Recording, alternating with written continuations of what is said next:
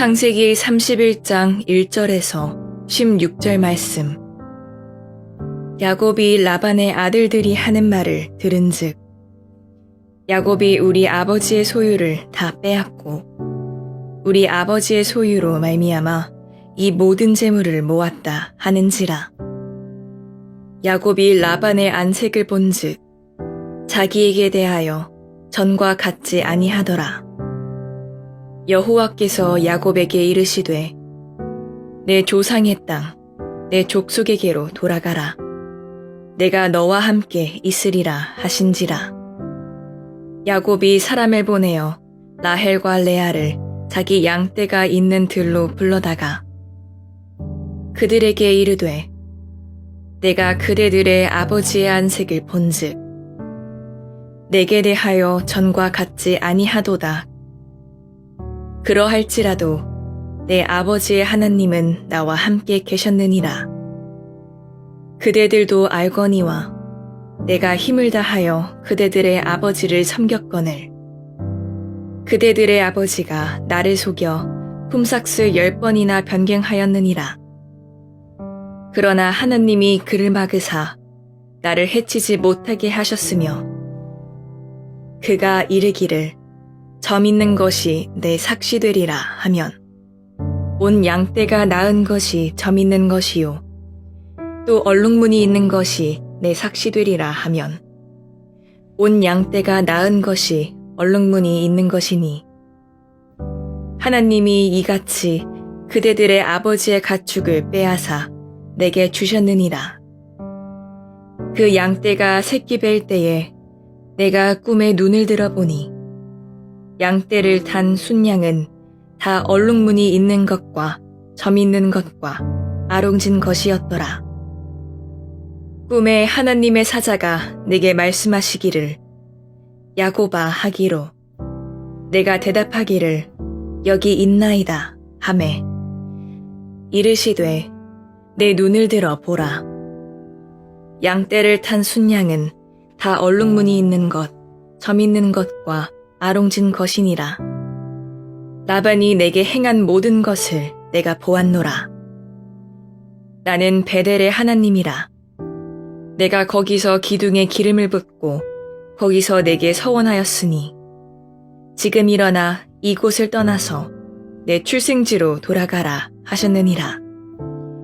라헬과 레아가 그에게 대답하여 이르되 우리가 우리 아버지 집에서 무슨 분깃이나 유산이 있으리요. 아버지가 우리를 팔고 우리의 돈을 다 먹어버렸으니 아버지가 우리를 외국인처럼 여기는 것이 아닌가. 하나님이 우리 아버지에게서 취하여 가신 재물은 우리와 우리 자식의 것이니 이제 하나님이 당신에게 이르신 일을 다 준행하라. 샬롬. 오늘도 하나님의 말씀으로 하루를 시작하신 여러분들에게 하나님의 은혜와 평강이 충만하게 넘치시기를 간절히 축복합니다. 2025년 3월 27일 우리 목요일 창세기 31장 1절에서 16절 말씀을 가지고 성도는 하나님만 바라봅니다 라는 제목으로 함께 말씀 나누도록 하겠습니다. 그리스도인으로서 세상 가운데 최선을 다해서 우리는 살아가지만 세상이 우리를 반기지 않는다는 것을 느낄 때가 종종 있죠. 좀 유별나게 보고 좀 뭐 그렇게까지 살아야 되냐 그런 식으로 보는 경향이 있는 것을 우리는 보게 됩니다. 그런데 우리 그리스도인들은 세상으로부터 주님께 부름 받은 자들이죠. 그러니까 세상이 있지만 세상으로부터 부름 받았기 때문에 그 정체성을 우리가 잘 알아야 되는 거예요. 그래서 우리는 구별된 삶을 살아야 되고 이러한 생활 방식이 세상이 우리를 미워할 수밖에 없는 이유가 되기도 한다라는 것이죠. 그렇기 때문에 우리에게 정말 필요한 것은 세상의 반응에 동요하지 않고 오직 우리 주님만 하나님만 바라보는 믿음입니다. 이 믿음은 주님 앞에 신실함을 통해 드러나죠. 이러한 신실함이 가장 간단하게는 약속의 이행으로 드러납니다. 그렇기 때문에 주님 앞에서의 신실함은 곧 하나님과의 약속을 기억하고 그 약속을 반드시 지키려고 노력하는 것이죠. 인간이기 때문에 100%는 가능하지 않지만 신실하신 하나님을 본받아 살려고 노력하는 것입니다. 오늘 본문의 야곱은 지난 20년 동안 삼촌 라반의 집에서 성실히 일했고 그런데 돌아오는 것은 도리어 라반과 그 아들들의 시기와 질투였죠. 그때 하나님이 야곱을 찾아오시는 모습을 우리가 보게 됩니다. 오늘 본 말씀 통해서 우리 크게 세 가지 내용 함께 나누도록 하겠습니다. 첫 번째로 우리가 기억해야 될 것은 세상은 성도를 미워한다라는 것입니다. 야곱은 최선을 다해서 라반을 섬겼어요. 하나님께서는 그와 함께 하셨고 그는 열심을 다했습니다. 그런데 성경은 이렇게 기록하죠. 야곱이 라반의 아들들이 하는 말을 들으니까 야곱이 우리 아버지의 물질들 소유를 다 빼앗았다. 그러니까 열심히 일한 결과가 삼촌과 그러니까 조카들이죠. 아들들의 이 시기와 질투만 남았어요. 이 모든 일에 사실은 야곱이 얼마나 큰 일을 했습니까? 그러나 전혀 그것들을 인정하지 않고 다른 이들도 보아서 알고 있는데 라반은 자신이 번영한 이유가 야곱의 하나님 때문인 걸 알았잖아요. 그죠? 우리 어제 말씀에서도 우리가 나눴는데 창세기 30장 27절 말씀이죠. 라반이 그에게 이르되 여호와께서 너로 말미암아 내게 복 주신 줄을 내가 깨달았노니 내가 나를 사랑스럽게 여기거든 그대로 있으라. 이거 다 안단 말이에요. 그런데도 라반도 이러한 아들들의 생각을 따라가는 듯한 그런 모습을 풍깁니다. 2절 말씀이죠. 야곱이 라반의 안색을 본즉 자기에게 대하여 전과 같지 아니하더라. 세월이 얼마나 흘렀는지 모르겠지만 계속해서 부정적인 얘기를 들으면 그렇게 또 보이는 거예요. 분명히 야곱이 한 일을 인정하고 하나님께서 하신 일을 인정했는데 이 라반은 하나님을 잘 알지 못하는 자지만 그럼에도 불구하고 인정했음에도 불구하고 그 모든 것들이 다시는 완전히 야곱이 잘못한 것 같고 진짜 자기 것을 다 빼앗는 것 같고 계속해서 이렇게 왜곡되어져 가는 것이죠. 이것이 세상 가운데 살아가는 우리의 모습입니다. 우리가 신앙을 지키고 그 가운데 성실을 다하면서 살아도 세상은 우리를 미워할 수 있습니다. 심지어 우리를 통해 큰 번영을 누리고 있을 때라도 도리어 그것들을 왜곡해서 바라보고 미워하죠. 교회는 어떻습니까? 현대 우리가 우리나라에서도 지금 교회 역할을 제대로 하지 못하고 여러 가지 부족한 모습 많이 있어서 또 도리어 욕먹는 경우도 많이 있죠. 그럼에도 불구하고 변하지 않는 것은 뭐예요?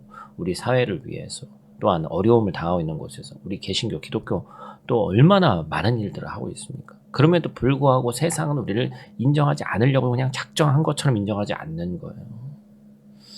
여러분 우리 잊지 말아야 됩니다. 그럼에도 불구하고 하나님은 우리와 함께 하신다는 것이죠.